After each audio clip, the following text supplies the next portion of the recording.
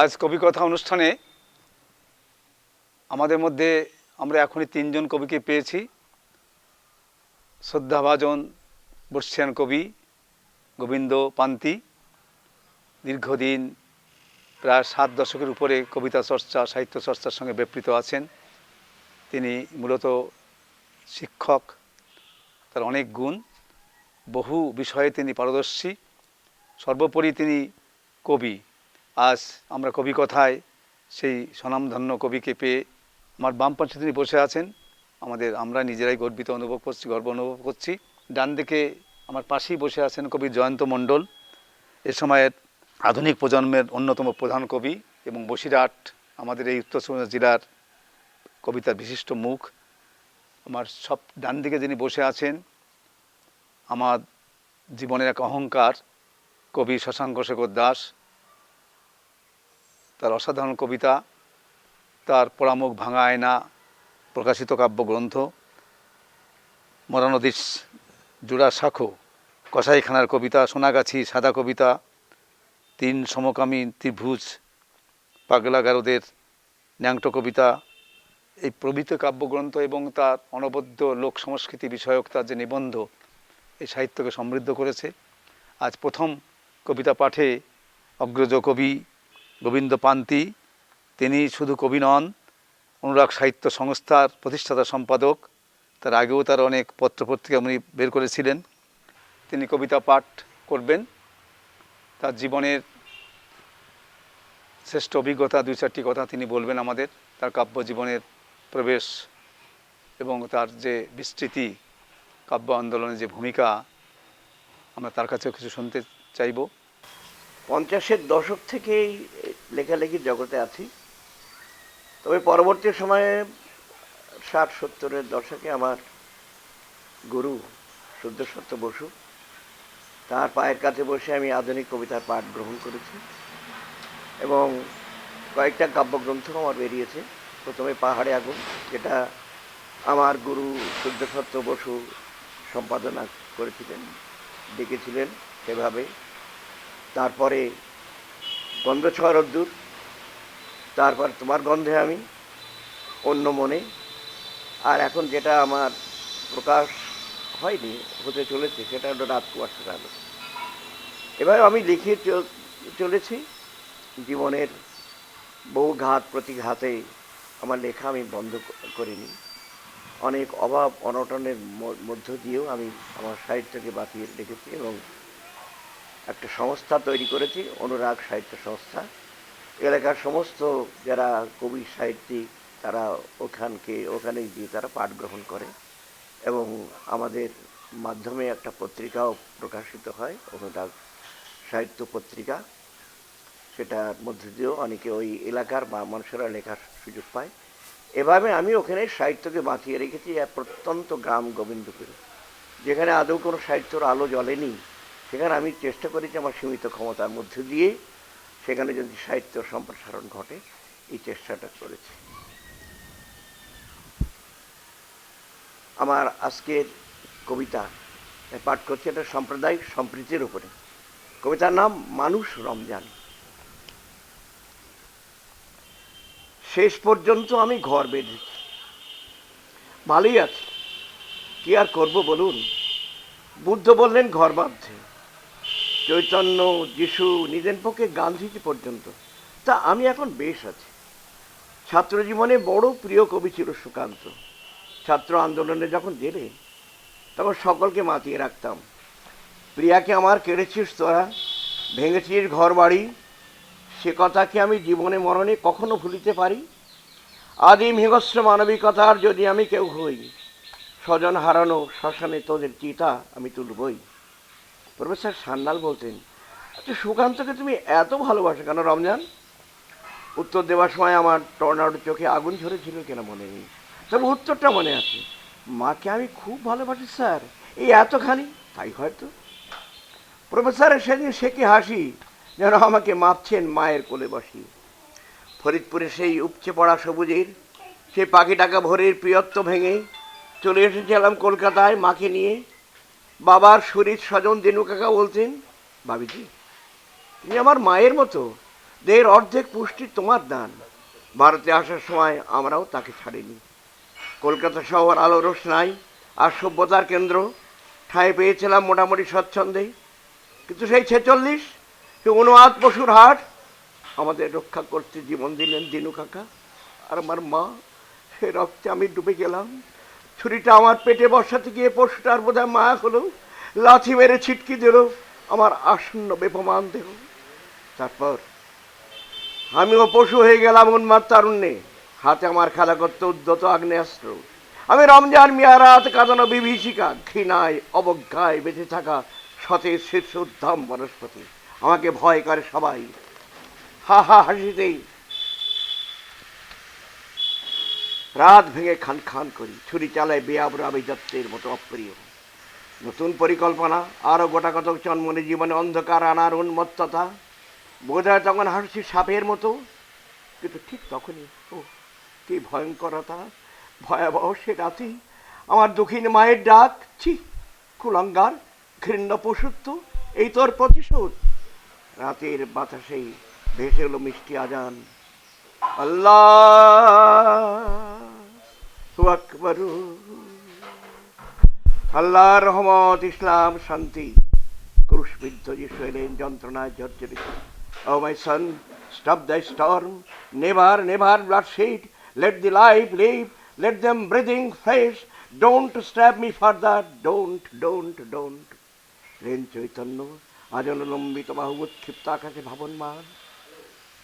নিমিলিত নেত্র থেকে অঝোর করুণা, আমার চিবুকে তার পেলাব স্পর্শন। শুধু প্রেম দাও, মমতায় সিক্ত ভালোবাসা। বুদ্ধ তার ভিক্ষা ঝুলি থেকে ধুলিকণা মাখালেন শিহরিত কুণ্ঠিত শরীরে। ছোট্ট আমি তার কোলে যেন ঘুম ভাঙা ঘোর। আমি চেষ্টা করলাম চিৎকার করে বলতে, আমি রমজান, মুসলমান, তোমরা চলে যাও, আমি তোমাদের চাই নেই। আমার রক্তে দুরন্ত দুপুর, শুধু পোড়াতে চায় বিশ্ব। কিন্তু কথাগুলো বলতে পেরেছিলাম ঠিক। আর আমার মা, বিশ্বাস করুন আপনারা, আমার মা এক সাগর বুকের রক্ত এনে বললেন, খোকা, আরো রক্ত চাস? আমার রক্তে তোর শান্ত। ও কি নিঃসীম স্তব্ধতা, আমার মানসিক যন্ত্রণা। আমি বোধহয় শিথিল হয়ে পড়েছিলাম, মনে নেই। এখনো মাঝরাতে শুনি ওদের কান্না। সে কান্না বিপন্ন মানবাত্মার জন্য, আমার মতো পশুর জন্য। না না, আর না, আমি রমজান, শুধু রমজান। মুসলমান নই, হিন্দু নই, বৌদ্ধ নই, খ্রিস্টান নই, আমি বিশুদ্ধ রমজান। আমি সব আম্মা জানের রমজান। পাপের পঙ্কে জন্ম নেওয়া মানুষ রমজান। হ্যাঁ, আমি মানুষ রমজান গো, আমি মানুষ রমজান। আমরা এতক্ষণে কবি গোবিন্দ পান্তির এক অনবদ্য কালজয়ী কবিতা শুনলাম, মানুষ রমজান। এই চিরকালের একটা মানবতার, আত্মার ক্রন্দন এবং চিরকালের মানুষ, সে মানুষকে উনি তুলে ধরেছেন। সব সাম্প্রদায়িকতার ঊর্ধ্বের এক মহান চিত্র এই কবিতায় অঙ্কিত হয়েছে। কবিকে আমরা আবার শ্রদ্ধা জানাচ্ছি। এবারে কবি জয়ন্ত মণ্ডল, এ সময়ের অন্যতম বিশিষ্ট আধুনিক কবি, অনুরাগ সাহিত্য পত্রিকার অন্যতম প্রাণপুরুষ। আজকে তিনি আমাদের কবিতা শোনাবেন। আজ এমন মহতী অনুষ্ঠানে আমি প্রথম যে কবিতাটা পাঠ করব, বন্ধু তোমাকে। শুনতে চাইছো বন্ধু? তবে শোনো। নিয়ন আলো দখল নিয়েছে চোখ, সূর্য এখানে নামে না 12টা মাস। রঙিন জলেরা অশ্রুর থেকে দামি, কর্মব্যস্ত মানুষ এখানে লাশ। বিবেকের কাজ শব্দ নিরোধক, স্বপ্নেরা সব থান কাপড়ে মোড়া। ইচ্ছেগুলো নাথরবান্দা এমন, দেখে মনে হয় রেসের মাঠের ঘোড়া। শোনো বন্ধু, দুঃখের কথা তোমাকেই বলি। বুকের পাজরে লুকানো শিশুর চোখে তারারা এখন আলোক দেয় না ধার। নাবালিকা মনে মেঘের পিঠে বসে চাঁদের বুড়িটা চরকা কাটে না আর। ফ্ল্যাটগুলো সব মৌকুঠুরির মতো, হাসি কান্নার জায়গা রাখেনি কেউ। গভীর 19 বাতাস কাঁপিয়ে এসে অকপটে তোলে মৃত্যু মিছিলে ঢেউ। বন্ধু শহরের কথা বলি শোনো। মৌপিয়াসী রাত্রি এখানে এমন, গোলাপ জলে হারিয়ে ফেলে বুক। কাকের থেকে খাবার কাড়ার লোভে লড়াই করে শিশুর হলুদ মুখ। অর্থ এখানে আইনের শেষ কথা, বিচারের সাথে গলায় গলায় সন্ধি। মানুষের তরে নানাবিধ পরিষেবা, বিজ্ঞাপনের হোর্ডিংয়েই থাকে বন্দী। বন্ধু শহরের অহংকার দেখেছ, হাহাকার শোনোনি। প্রকৃতি এখানে প্রতিশোধী স্পৃহায় উমফুন হয়ে রুদ্রমূর্তি ধরে। যাদের জন্যে সবুজেরা দেয় প্রাণ, তারা তো লুকায় ইট পাথরের ঘরে। এ শহরে তো থাকতে চাই না আর, তুমি যদি চাও আমার সঙ্গে এসো। সভ্যতা নামে তামাশা যেখানে শেষ, সেখানেই না হয় আমাকেই ভালোবেসো। তো আমার ছোট্ট দ্বিতীয় কবিতা, রক্তপলাশ। খরচ হয়ে যাচ্ছে জমানো বৈভব, চৈতি সেলের মতো বিকিয়ে যাচ্ছে একান্ত প্রিয় একাকিত্ব। আমার কবিতারা তাই নিরাভরণ, সময়ের পাহারাদার বড় সজাগ। ইচ্ছেদের ডানা ছেটে সাদা সাদা পায়রাদের আটকে রেখেছে বুকের পাটিগণিতে। শব্দেরা কাঁপছে ছন্দহীনের ধূসরতায়। যে চাতক মন পেতে পেতেও পায়নি তার প্রেম, তার যন্ত্রণা আগলে নিজেকে রক্তাক্ত করি অবিরত। আমার কবিতারা তাই সময়ের নাভিমূল থেকে বিচ্ছিন্ন থোকা থোকা রক্তপলাশ। নমস্কার। চেতনা চৈতন্যের শব্দ ব্যবহারে জয়ন্ত মণ্ডলের কবিতা আমরা সমৃদ্ধ হলাম। অসাধারণ তার কবি প্রতিভা, আশা করব আগামী দিনেও তার এই কবি প্রতিভা জাগরুক থাকবে। কবিকে ধন্যবাদ। শেষ কবি কবি শশাঙ্ক শেখর দাস নিজে একটি প্রতিষ্ঠান, শিক্ষা প্রতিষ্ঠান, তার অনেক কাব্যগ্রন্থ প্রকাশিত হয়েছে। তিনি 7টা বিষয়ে মাস্টার ডিগ্রি হোল্ডার, শিক্ষকতা করতেন। বয়স এখন তার 60 পেরিয়ে 61তে পা দিয়েছেন তিনি। এই একটি মানুষকে আমরা এই জেলাতে পেয়েছি এবং আমাদের পরিবার, সাহিত্য পরিবারের সঙ্গ পেয়েছি, আমরা সমৃদ্ধ হয়েছি। কবি শশাঙ্ক দাস এবং তার আজকে তার শ্রেষ্ঠ কবিতা কয়েকটি আমাদের পাঠ করে শোনাবেন কবি। কথা, আমার প্রথম কবিতা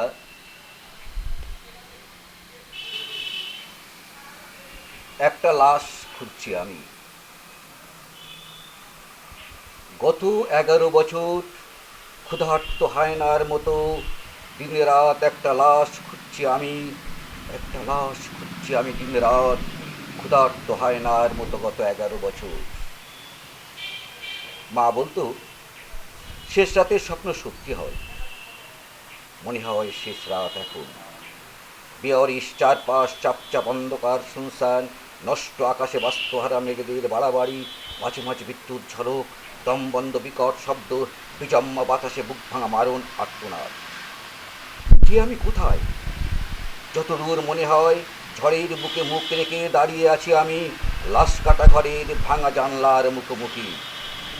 বুকের উপর আমার ক্ষত বিক্ষত তরতাজা টাটকা রক্ত ঝরা মন্দহীন একটা উলঙ্গ লাশ, রক্তে তার ধান দুঃখ চন্দন ভাইফোঁটার গন্ধ। উন্মাদের মতো চিৎকার করে জিজ্ঞাসা করলুম, ময়না, ময়নারি, বাহাতের অনামিকার দিব্যিতর রক্তাক্ত বুকে হাত রেখে বল একবার, গণদস্যিতায় উলঙ্গ লাশটা কার? হঠাৎ ঘুম ভেঙে গেল আমার। রুদ্ধশ্বাস। জেগে দেখি দুহাতে আমার উদ্ভ্রান্ত আগুন বন্দুক, নিথর চোখে নকশাল বাড়ি দাও দাও মাওবাদী পোস্টার। মুন্ডহীন একটা লাশ খুঁজছি আমি গত 11 বছর। পরশু তরশু অনন্ত আগামীকাল আজীবন মরণপূর্ণ একটা গণদস্যিতা উলঙ্গ লাশ খুঁজব আমি। সে আমার ছোট বোন, বড় আদরের ছোট বোন। আমার দ্বিতীয় কবিতা গান স্যালুট। ইথ্যুটুকু কম বেশি লয়, পাক্কা 6 ফুট বটে, ওজন 72 কিলো, 12টো পরীক্ষে পাস। বুকের ছাতি হাতুড়ি পিটা লোয়ার খাঁচা ইট্ট, বাঘির বাচ্চা মরদ আছে আমার বিটা বটে। জলপাই তুষার হাতে একে 56।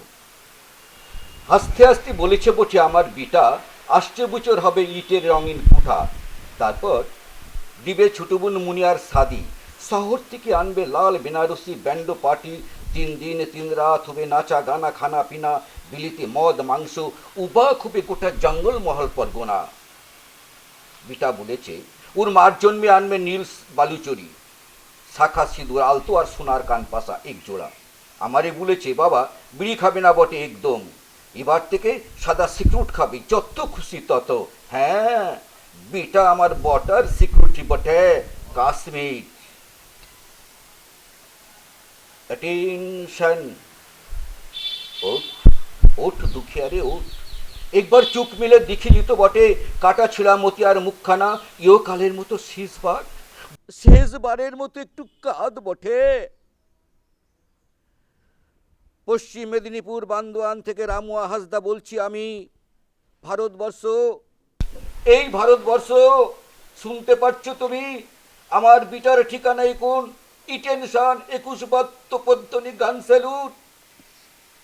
আমাদের কি ঠিকানা আছে বটে ভারতবর্ষ? আমাদের ঠিকানা কি রেখেছ তুমি ভারতবর্ষ? নমস্কার। এই অনুষ্ঠান শেষ করার আগে আমার একটি কবিতা দিয়ে আমি কবিতাটা শেষ অনুষ্ঠানটা শেষ করছি। আহারে জীবন, এখন ফুলের ভার নেবে না মানুষ, সম্পন্ন ছায়ায় হাঁটে পাপ। এখন প্রেমের ভার নেবে না যুবতী, ফুটপাতে মাতৃহীন অনাথ বালক চাঁদের চুমায় খোঁজে প্রাণ। যুবতীর সঙ্গোপন, ঋতুস্নানে নড়ে ওঠে যুবকের ধ্যান। এখন ফুলের ভার নেবে না মানুষ, এখন প্রেমের ভার নেবে না যুবতী। আহারে জীবন, তুই এভাবে পড়াবি। সকলকে ধন্যবাদ জানাচ্ছি। আজকে যারা উপস্থিত কবি তাদের প্রতি আমার শ্রদ্ধা এবং ধন্যবাদ। নমস্কার।